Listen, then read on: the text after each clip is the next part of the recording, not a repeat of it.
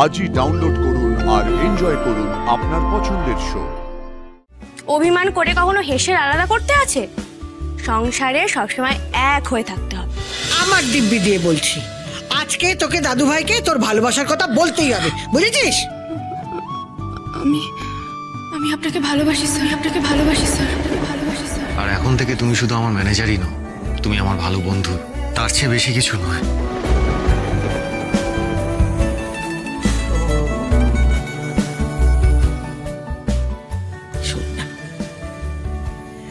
ওরে ভালোবাসার কথা না, দায়িত্ব নিয়ে না জানা মনের কাছে পৌঁছে দিতে হবে। তোরা আমার পাশে আছিস তো? সবসময় আছে রামে। তো ব্যাস, তাহলেই হবে। এখন চল পেছনে যাই। দাদু ভাই, ও দাদু ভাই, বলছি কি, তুই এরকম মুখ গোমরা করে আছিস কেন বাবা? এত বড় একটা বিপদ থেকে মুক্তি পেয়েছিস, এভাবে মন খারাপ করে থাকলে চলবে বাবা? চল এক কাজ করি, আজকে না সবাই মিলে একটু খাওয়া দাওয়া নাচ গান করি। হ্যাঁ এই ঠাম্মি, এটা কিন্তু তুমি ভালো আইডিয়া দিয়েছো। স্যার আপনিও চলুন, আজ একদম জমিয়ে রান্না করবো আমি। দেখবেন আপনার মুড অফ এরকম চুটকিতে হাওয়া করে দেবো। ঠাম্মি চলো, আসুন স্যার। চল চল চল চল দাদু ভাই চল। ওহ বাবা, বাঁচলাম। এই ডেকোরেটরের লোকজন মানে মালপত্র তার মানে গুছিয়ে নিয়ে চলে গেছে, আপদ গেছে। রে বাবা, মনে হচ্ছে যেন এটা দুঃস্বপ্নের শেষ। কাকু, কোমর বেঁধে ফেলো আর একটা হজমের ওষুধ মেরে নাও, কারণ আজ আমরা জমিয়ে খাওয়া দাওয়া করবো। হ্যাঁ, আর তার সাথে হবে জমিয়ে নাচ গান। কেন রে, কি হলো? ও বাবা, এটা রাক্ষসী বাড়ি থেকে বিদায় হলো, একটু একটু সেলিব্রেশন হবে না? দেখো না স্যার মুখ গোমরা করে ঘরে বসেছিলেন, তো স্যারের মুড ঠিক করার জন্য আমরা একটু খাওয়া দাওয়া করবো, নাচ গান করবো, জমি আনন্দ করবো। এটা ওদের উত্তম প্রস্তাব। আরে বাবা, বাবলুর বিয়ে ভেঙে গেছে বলে খাওয়া দাওয়া তো বাদ দেওয়া যায় না। মা, বাবলু বলছি আমরা একটা কাজ করি, আজকে একটা জমিয়ে ফিস্টি করি। দুষ্ট, এই বাজারের ব্যাগ দে, বাজারের ব্যাগ দে। আমি যাই এই সামনের মার্কেট থেকে ভালো মন্দ বাজার করে নিয়ে। এই যে সবজি, এই যে চপার বোর্ড, এই ছুরিগুলো নিয়ে আয়, চপার বোর্ডটা নিয়ে আয়, চপার বোর্ডটা নিয়ে আয়। আমি পেঁয়াজগুলোকে সুন্দর করে কুচি কুচি করে কেটে দিলি।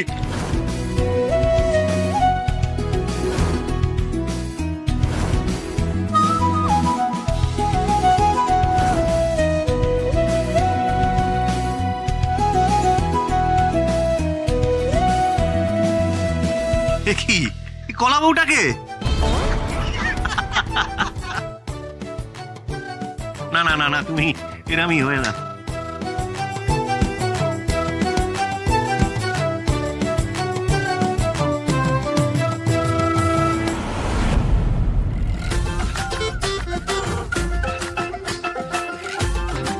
তাই বলি তুই তুই তুই তুই আমার হিরো, আর কেউ নয়, তুই তুই তুই আমার হিরো।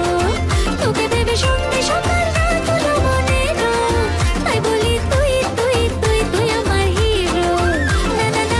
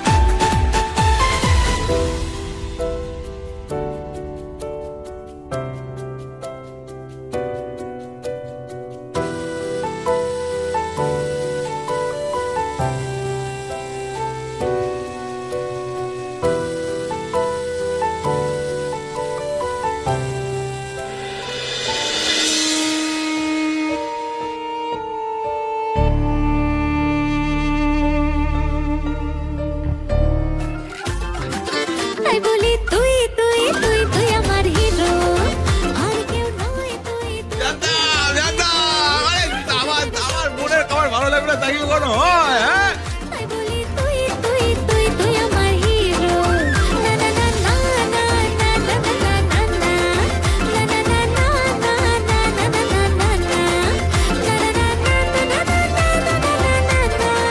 তাই বলি তুই তুই তুই তুই আমার ভালোই কেটেছে শাসাগুলো, পাতলা সত্যি পাতলা। মা, হ্যাঁ?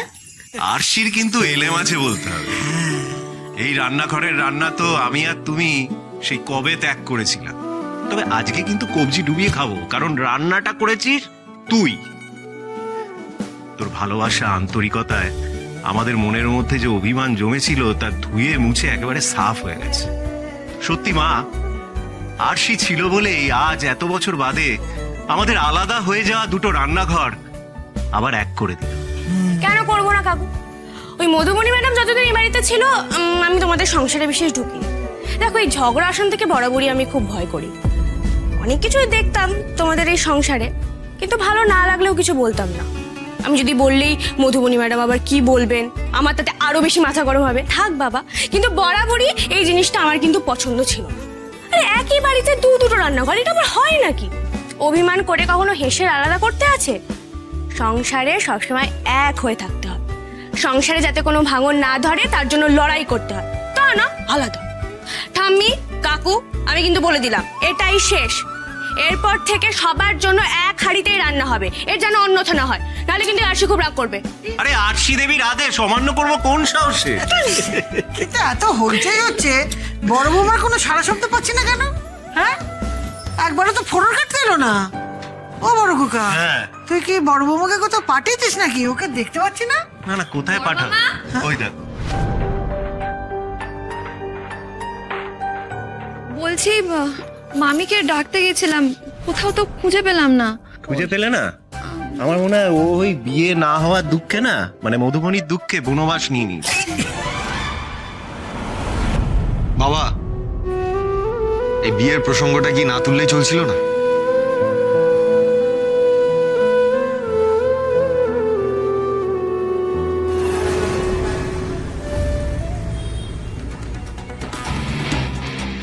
স্যার, ইনি হলেন মধুবনী ম্যাডামের যমজ বোন। অ্যাকচুয়ালি হসপিটালের বেডে শুয়েছিলেন ইনি। আপনি সবাইকে বলুন, 2 ক্ষেপে 2 বোন হাসপাতালের বেডে ছিল কি?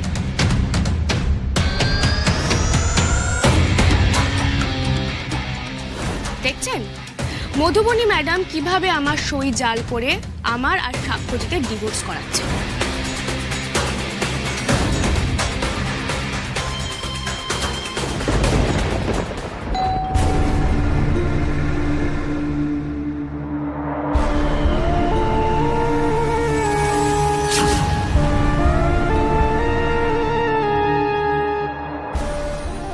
তোমার সঙ্গে আমার কিছু কথা আছে মধুবন।